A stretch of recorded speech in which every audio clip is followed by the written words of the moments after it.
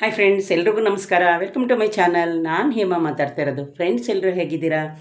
ಎಲ್ಲರೂ ಚೆನ್ನಾಗಿದ್ದೀರಾ ಅಂತ ತಿಳ್ಕೊತೀನಿ. ನಿಮ್ಮ ಆಶೀರ್ವಾದದಿಂದ ನಾನು ಚೆನ್ನಾಗಿದ್ದೀನಿ.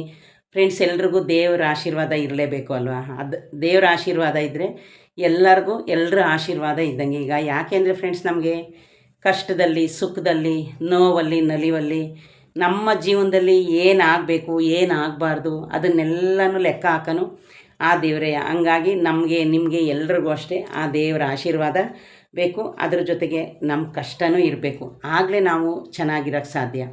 ಏನಂತೀರ ಫ್ರೆಂಡ್ಸ್? ಈಗ ದೇವರು ನಮ್ಗೆ ಏನೇ ಕೊಡಲಿ ಅದರಲ್ಲಿ ಪ್ರತಿಫಲ ಅವನು ಕೊಡ್ತಾನೆ. ಕಷ್ಟನ ನಾವು ಪಡಬೇಕು. ಸುಮ್ಮನೆ ಕೂತ್ಕೊಂಡು ನಾವು ಒಂದು ಗಾದೆ ಮಾತಿದೆ ನೋಡಿದ್ರೆ ಫ್ರೆಂಡ್ಸ್, ಮಂತ್ರಕ್ಕೆ ಮಾವಿನಕಾಯಿ ಯಾವತ್ತೂ ಉದ್ರಲ್ಲ ಅಂತ. ಹಂಗೆ ದೇವರು ಎಲ್ಲರ ಕಷ್ಟನೂ ನೋಡ್ಕೊಂಡು ನಮ್ಮ ಹತ್ರ ಬರೋ ತನಕ ನಾವು ನಮ್ಮ ಜೀವನದಲ್ಲಿ ಏನು ಬರುತ್ತೆ, ಕಷ್ಟ ಬರಲಿ, ನೋವಿರಲಿ, ನಲಿವಿರಲಿ, ಅದೆಲ್ಲನೂ ಮುಂದಕ್ಕೆ ತೂಗಿಸ್ಕೊಂಡು ಹೋಗ್ತಾ ಇರಬೇಕು. ಇನ್ನೂ ದೇವ್ರು ನಮ್ಮನ್ನು ನೋಡಲೇ ಇಲ್ಲ, ದೇವ್ರು ಏನು ಮಾಡ್ದೆ. ಒಂದೊಂದು ಫ್ರೆಂಡ್ಸ್ ನೋಡಿ, ನಮಗೆ ಏನಾರು ಜಾಸ್ತಿ ನೋವಾದಾಗ ನಾವು ದೇವ್ರನ್ನೇ ಬೈತೀವಿ. ನಾವು ಅಂಥವ್ರು, ಅಂಥ ಬುದ್ಧಿ ನಮ್ಗಳದು. ಆದರೆ ದೇವ್ರು ಅದನ್ನೆಲ್ಲ ಕಿವಿ ಕೇಳಿಸ್ಕೊತಾನೋ ಇಲ್ವೋ ಗೊತ್ತಿಲ್ಲ.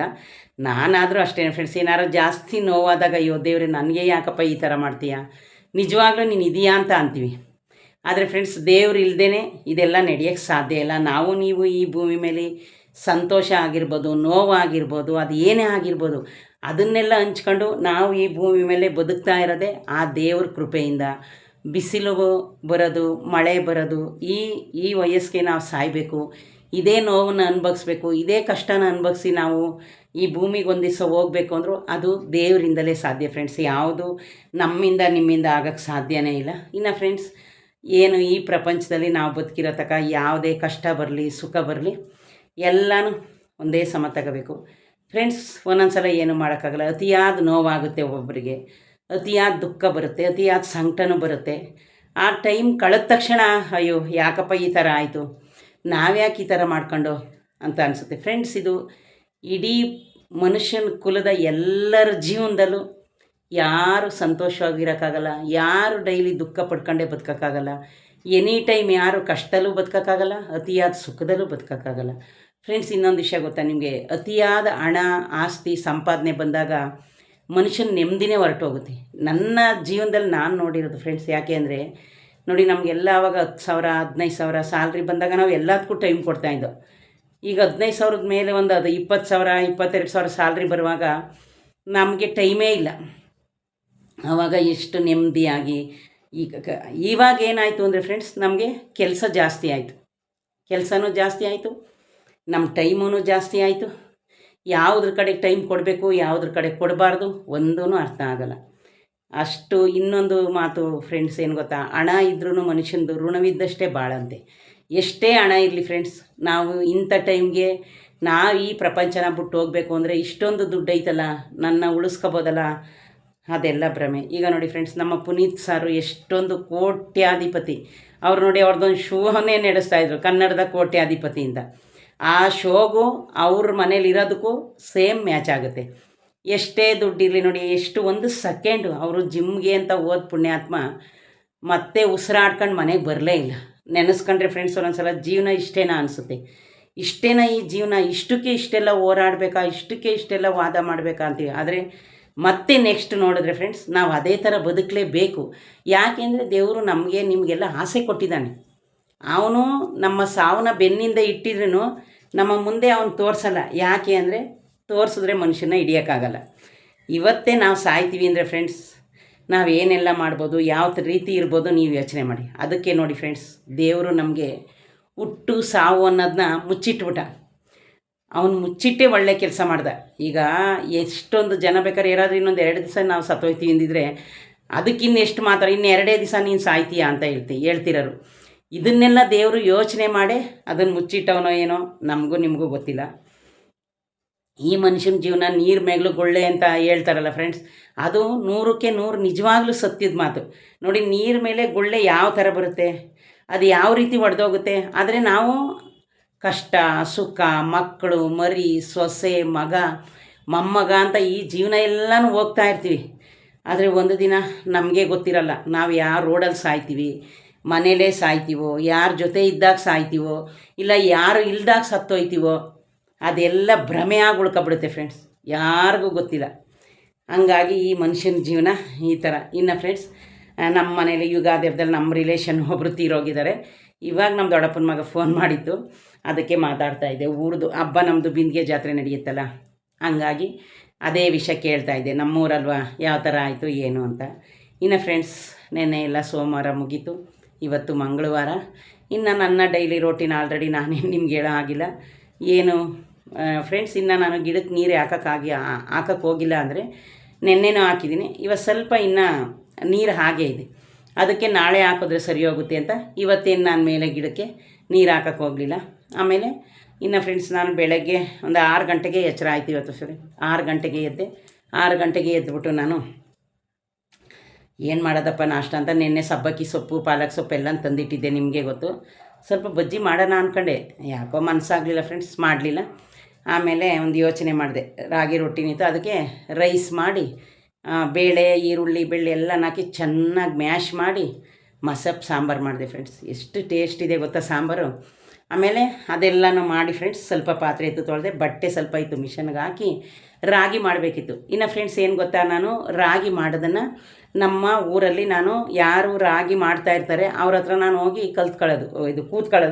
ಕೂತ್ಕೊಂಡಾಗ ಏನಾಯ್ತಾಯಿತು ಅಂದರೆ, ಅವರು ಮಾಡಿ ಮಣ್ಣದೆಲ್ಲ ಈ ಕಡೆಗೆ ಹಾಕ್ತಾರಲ್ಲ, ಅದನ್ನು ತಗೊಂಡು ನಾನು ಫ್ರೆಂಡ್ಸ್ ಒಂದು 1/2 ಅವರ್ ಸುಮ್ಮನೆ ಮರದಲ್ಲಿ ಈ ಥರ ಮಾಡೋದು. ನಮ್ಮ ಅಮ್ಮ ಮಾಡಬೇಕಾದ್ರೆ, ನಮ್ಮ ಚಿಕ್ಕಮ್ಮ ಮಾಡಬೇಕಾದ್ರೆ, ಯಾರಾದರೂ ಮಾಡ್ತಾಯಿದ್ರೆ ಫ್ರೆಂಡ್ಸ್, ನಾನು ಕೂತ್ಕೊಂಡು ಅಲ್ಲಿ ಒನೆಯೋದು ಯಾವ ಥರ, ಅಣಚೋದು ಯಾವ ಥರ ಅಂತ ಎಲ್ಲ ಕಲ್ತಿದ್ದೆ ಫ್ರೆಂಡ್ಸ್. ನಾನು ಅವತ್ತು ಕಲ್ತಿದ್ದು ಇವತ್ತು ನನಗೆ ಯೂಸ್ ಆಯಿತು. ಇನ್ನು ಫ್ರೆಂಡ್ಸ್, ನನಗೆ ಒಬ್ಬರು ಒಂದು 10 kg ರಾಗಿ ತಂದುಕೊಟ್ಟಿದ್ರು. ಹೋದ ತಿಂಗಳು ಒಂದು 5 kg ಬಿಡಿಸಿದ್ದೆ. ಒಂದ್ರಿನೂ ತಂದಿದ್ದೀನಿ ಫ್ರೆಂಡ್ಸ್. ನಾನು ಒಂದ್ರಾಡೋದು, ನಾವು ಹಳ್ಳಿಯವರೇ ಫ್ರೆಂಡ್ಸ್, ನಾವೇನು ಟೌನಲ್ಲ, ಹಳ್ಳಿಯಿಂದನೇ ನಾವು ಬೆಳೆದು ಹಳ್ಳಿಯಿಂದನೇ ಬಂದಿರೋದು. ಹಂಗಾಗಿ ನಮಗೆ ಕಷ್ಟ ಸುಖ ಏನು ಹೊಸ್ತಲ್ಲ. ಈಗ ರಾಗಿ ಎಲ್ಲನೂ ಫ್ರೆಂಡ್ಸ್ ಒಂದ್ರಾಡಿ ಅಣಚಿ ರೆಡಿ ಮಾಡಿ 5 kg ತಗೊಂಡೋದೆ ಫ್ರೆಂಡ್ಸ್. ಅವ್ರು ನೋಡಿದ್ರೆ ಅವತ್ತು ನನ್ನ ಹತ್ರ ನಾನು ರಾಗಿ ಮಿಷನ್ ಅವ್ರನ್ನೂ ಕೇಳಿದೆ, ಅಣ್ಣ ನೀವು ಎಷ್ಟು ಗಂಟೆಗೆ ಓಪನ್ ಮಾಡ್ತೀರಿ ಅಂತ. ಅಕ್ಕ ನಾವು 10 ಗಂಟೆಗೆ ಅಂದ. 10 ಗಂಟೆಗೆ ಹೋದೆ ಫ್ರೆಂಡ್ಸ್, ನೋಡಿದ್ರೆ 11 ಗಂಟೆಗೆ ಅಂದರು. ಅವರು ಪಕ್ಕದಲ್ಲಿ ಅಂಗಡಿ ಇರೋರು. ಆಮೇಲೆ ವಾಟ್ರ್ ತರಬೇಕಿತ್ತು.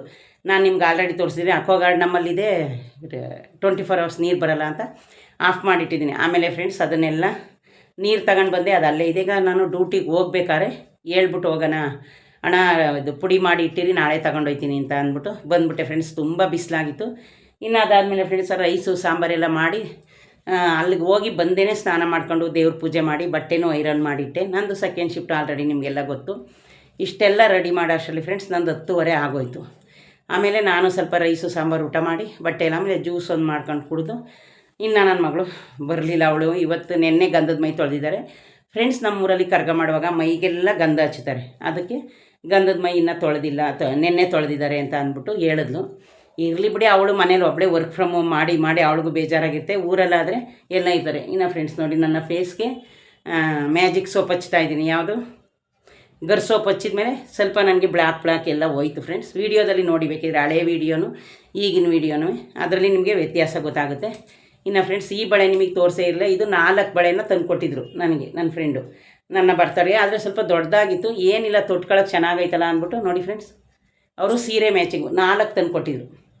ಆದರೆ ದೊಡ್ಡದೇ ಸ್ವಲ್ಪ ನೋಡಿ ಫ್ರೆಂಡ್ಸ್. ಇರಲಿ, ವೀಡಿಯೋ ಮಾಡುವಾಗ ತೊಟ್ಕೊಳ್ಳೋಕೆ ಏನಾಗಲ್ಲ ಅಂದ್ಬಿಟ್ಟು ಫ್ರೆಂಡ್ಸ್ ನಾನು ಇದನ್ನೇ ತೊಟ್ಕೊಂಡಿದ್ದೀನಿ. ಇನ್ನು ಫ್ರೆಂಡ್ಸ್, ಸೌತೆಕಾಯಿ ಒಂದೇ ಒಂದಿತ್ತು, ಅದನ್ನು ಕಟ್ ಮಾಡಿದೆ. ಅಕ್ಕಿ ಹಿಟ್ಟು ಇರಲಿಲ್ಲ. ಇನ್ನು ಡಿಪೋಗೆ ಹೋಗಿಲ್ಲ ಫ್ರೆಂಡ್ಸ್, ಆಲ್ರೆಡಿ ಇವತ್ತು 24 ಆಯಿತು. ಹೋಗುವಾಗ ಕೇಳೋಣ ಅಂದರೆ ಬಾಕ್ಲು ಹಾಕಿರ್ತಾರೆ. ಇನ್ನು ಈ ಹಬ್ಬ ಆದಾಗಿಂದ ಅವರು 4-5 ಡೇಸಿಂದ ಅಂಗಡಿನೇ ಓಪನ್ ಮಾಡಿಲ್ಲ. ರೇಷನ್ ಅಂಗಡಿಯವರು ನಮ್ಮ ಹಾಸನ ಕಡೆಯವರೇ, ಎಲ್ಲೋ ಊರಿಗೆ ಹೋಗಿದ್ದಾರೆ ಅಂತ ನಾನು ಸುಮ್ಮನಾದೆ. ಇಷ್ಟು ಡೈಲಿ ನನ್ನ ರೋಟೀನ್ ಕೆಲಸ ಫ್ರೆಂಡ್ಸ್. ಅದರಲ್ಲಿ ಏನು ಕೆಲಸ ಬೇಕಾದರೂ ಮಾಡ್ಬೋದು, ಮನೆ ಒಳಗಡೆ ಇರೋಕ್ಕಾಗ್ತಾಯಿಲ್ಲ ಫ್ರೆಂಡ್ಸ್, ಅಷ್ಟು ಸೆಕೆ ಉಕ್ಕುತ್ತೆ. ಫ್ಯಾನ್ಗಳು ಹಾಕಿದ್ರಲ್ಲ, ನೀವೇನೇ ಹಾಕಿ ಫ್ರೆಂಡ್ಸ್ ಆಗಲ್ಲ. ಅದಕ್ಕೋಸ್ಕರ ನಾನು ಎಲ್ಲನ ಆಫ್ ಮಾಡಿಬಿಡ್ತೀನಿ ಫ್ರೆಂಡ್ಸ್. ನಾವು ಏನು ಹಾಕೊಂಡ್ರೂ ವೇಸ್ಟೇ ಫ್ಯಾನ್ ಎಲ್ಲನೂ. ಇನ್ನು ಫ್ರೆಂಡ್ಸ್, ಇದು ನಂದು ಸಿಂಪಲ್ ಸ್ಯಾರಿ, ಇದಕ್ಕೆ ನೋಡಿ ಕುಚ್ಚು ಬಂದಿದೆ. ಇದನ್ನು ನಾನು ಫ್ರೆಂಡ್ಸ್ ಎಲ್ಲಿ ತಗೊಂಡಿದ್ದೆ, ಇದ್ರಲ್ಲಿ ತಗೊಂಡಿದ್ದೆ, ಕಲಾಮಂದಿರ್, ಕಲ್ಯಾಣ ನಗರದಲ್ಲಿ ಒಂದು ಕಲಾಮಂದಿರ ಐತೆ ಫ್ರೆಂಡ್ಸ್, ಅಲ್ಲಿ ತಗೊಂಡಿದ್ದೆ. ಬ್ಲೌಸು ನೋಡಿ ನಾನು ಇಷ್ಟೇ ಸ್ಲೀವ್ ಹೊಲಿಸಿದ್ದು, ಇರಲಿ ಅಂತ ಅಂದ್ಬಿಟ್ಟು. ಅದೇನೋ ಗೊತ್ತಿಲ್ಲ ಫ್ರೆಂಡ್ಸ್, ಒಂದು ಸಲ ವಾಶ್ ಮಾಡಿದ್ರೆ ಸಾಕು ಬ್ಲೌಸ್ ಒಂದೊಂದು ಟೈಟ್ ಆಗುತ್ತೆ. ಇದು ಏನಿಲ್ಲ, ಕರೆಕ್ಟ್ ಆಗಿದೆ, ಸ್ಲೀವ್ ಎಲ್ಲ ಕರೆಕ್ಟ್ ಆಗೈತೆ. ಹಂಗಾಗಿ ನಾನೇನು ತಲೆ ಕೆಡಿಸ್ಕೊಳ್ಳಿಲ್ಲ ಫ್ರೆಂಡ್ಸ್. ಇದೇ ಯಾರಾದರೂ ಫಸ್ಟು ನನ್ನ ವೀಡಿಯೋ ನೋಡಿದ್ರೆ ಪ್ಲೀಸ್ ಫ್ರೆಂಡ್ಸ್, ದಯವಿಟ್ಟು ಸಬ್ಸ್ಕ್ರೈಬ್ ಮಾಡೋದನ್ನ ಮರಿಬೇಡಿ. ಒಂದು ಸಬ್ಸ್ಕ್ರೈಬ್ ಮಾಡ್ಕೊಂಡು ನೋಡಿ ಫ್ರೆಂಡ್ಸ್, ದಯವಿಟ್ಟು ಲೈಕ್ ಮಾಡಿ, ಶೇರ್ ಮಾಡಿ ಫ್ರೆಂಡ್ಸ್. ನನ್ನ ಕೆಲಸದ್ದು ಹೋಗೋ ಬ್ಯುಸಿಲಿ ಇಷ್ಟೇ ನಾನು ವೀಡಿಯೋ ಮಾಡಾಕ್ತೀನಿ, ಒಂದೊಂದು ಡೈಲಿ ನನಗೆ ಇರಲಿ ಅಂದ್ಬಿಟ್ಟು. ಇಷ್ಟೇ ಫ್ರೆಂಡ್ಸ್ ನನ್ನ ಡೈಲಿ ರೋಟೀನ್ ಕೆಲಸ. ಇನ್ನು ಒಂದು ಡ್ರೆಸ್ ಐರನ್ ಮಾಡ್ಕೋಬೇಕು, ಮಾಡ್ಕೊಂಡು ರೆಡಿಯಾಗಿ ಹೋದರೆ ಫ್ರೆಂಡ್ಸ್ ನಾನು ಇನ್ನು ಬರೋದು 11:15 ಆಗುತ್ತೆ ನೈಟು. ನೋಡಿದ್ರಲ್ಲ ಫ್ರೆಂಡ್ಸ್, ಎಲ್ಲರೂ ಜೀವನದಲ್ಲೂ ಕಷ್ಟ ಸುಖ ನೋವು ಇದ್ದೇ ಇರುತ್ತೆ ಫ್ರೆಂಡ್ಸ್. ಅದೇನು ಅತಿಯಾಗಿ ನಾವು ಅದನ್ನೇ ತಲೆ ಕೆಡಿಸ್ಕೊಂಡು ಕೂತ್ಕೊಂಡ್ರೆ ನಮಗೆ ಯಾವುದು ಬರಲ್ಲ. ನೀವು ಅಷ್ಟೇ ನಿಮ್ಮ ಜೀವನದಲ್ಲಿ ಏನೇ ಆಗಲಿ ಅದನ್ನೆಲ್ಲ ಮೆಟ್ಟಿ ಮುಂದೆ ನಡೀರಿ. ಆಗಲೇ ಮನುಷ್ಯನಿಗೆ ಒಳ್ಳೆಯದು ಕೆಟ್ಟದ್ದು ಏನಾಯ್ತಾಯ್ತು ನಮ್ಮ ಜೀವನದಲ್ಲಿ ಅಂತ ಗೊತ್ತಾಗೋಕ್ಕೆ ಸಾಧ್ಯ. ಎಷ್ಟೇ ನಮಗೆ ನೋವಿರಲಿ ನಾವು ಯಾವುದನ್ನು ಜಾಸ್ತಿ ಒಬ್ಬರ ಹತ್ರ ತೋರಿಸ್ಕೋಬಾರ್ದು ಫ್ರೆಂಡ್ಸ್. ಯಾಕೆ ಗೊತ್ತಾ, ಅವರು ನಮ್ಮ ಹತ್ರ ಕೇಳ್ಕೊಳ್ಳುವಾಗ ತುಂಬ ಚೆನ್ನಾಗೇ ಕೇಳ್ಕೊಳ್ತಾರೆ, ಆಮೇಲೆ ಹಿಂದೆ ಹರ್ಟ್ ಮಾಡ್ತಾರೆ. ನನ್ನ ಕಡೆಯಿಂದ ಒಂದು ಚಿಕ್ಕ ಸಜೆಷನ್ ಕೊಡ್ತೀನಿ. ನಿಮಗೆ ಎಷ್ಟೇ ನೋವಿರಲಿ ಏನೇ ಕಷ್ಟ ಇರಲಿ, ಬೇಕಿದ್ರೆ ಒಂದು ಟೆಂಪಲ್ಗೆ ಹೋಗಿ ಒಂದು 10 ನಿಮಿಷ ಕೂತ್ಕೊಂಡು ದೇವ್ರ ಹತ್ರ ಒಂದು ನಮ್ಮ ಸಂಕಟ ಇಟ್ಟಾಗ ಮನಸ್ಸಿಗೆ ಸಮಾಧಾನ ಆಗುತ್ತೆ. ಜನಗಳ ಹತ್ರ ನಾವು ಏನೇ ಹೇಳಿದ್ರು ಫ್ರೆಂಡ್ಸ್ ಚೆನ್ನಾಗಿದ್ದಾಗ ಒಂಥರ ಕೇಳ್ಕೊತಾರೆ, ಚೆನ್ನಾಗಿಲ್ದಾಗ ಇದು ಮಾಡ್ತಾರೆ. ಆದರೆ ಫ್ರೆಂಡ್ಸ್ ನಾನು ಅದರಲ್ಲಂತೂ ಅಪರೂಪ ಹೇಳ್ಕೊಳ್ಳೋದು. ಯಾಕೆ ಅಂದರೆ ನಾನು ಎಲ್ಲನೂ ನೋಡ್ಬಿಟ್ಟಿದ್ದೀನಿ, ನಮ್ಮ ಹತ್ರ ಕೇಳ್ಕೊಂಡಾಗ ಹೆಂಗಿರ್ತಾರೆ, ಆಮೇಲೆ ಯಾವ ಥರ ಆಯ್ತಾರೆ ಅಂತ. ಹಂಗಾಗಿ ಫ್ರೆಂಡ್ಸ್ ನಾನು ಏನೇ ಇದ್ದರೂ ಸ್ವಲ್ಪ ನನ್ನ ಹಾರ್ಟಲ್ಲೇ ಇಟ್ಕೊಂಡಿರ್ತೀನಿ. ಅಷ್ಟು ಅತಿ ಬೇಜಾರಾದರೆ ಯಾವ್ದಾದ್ರು ಒಂದು ಟೆಂಪಲ್ಗೆ ಹೋಗಿ ಬಂದುಬಿಡ್ತೀನಿ. ಓಕೆ ಫ್ರೆಂಡ್ಸ್, ಇದೇ ಯಾರಾದರೂ ಫಸ್ಟು ನನ್ನ ವೀಡಿಯೋನ ನೋಡ್ತಾ ಇದ್ದರೆ ಪ್ಲೀಸ್ ಒಂದು ಲೈಕ್ ಕೊಟ್ಟು ಸಬ್ಸ್ಕ್ರೈಬ್ ಮಾಡೋದನ್ನ ಮರಿಬೇಡಿ ಫ್ರೆಂಡ್ಸ್. ಓಕೆ ಫ್ರೆಂಡ್ಸ್, ಬಾಯ್.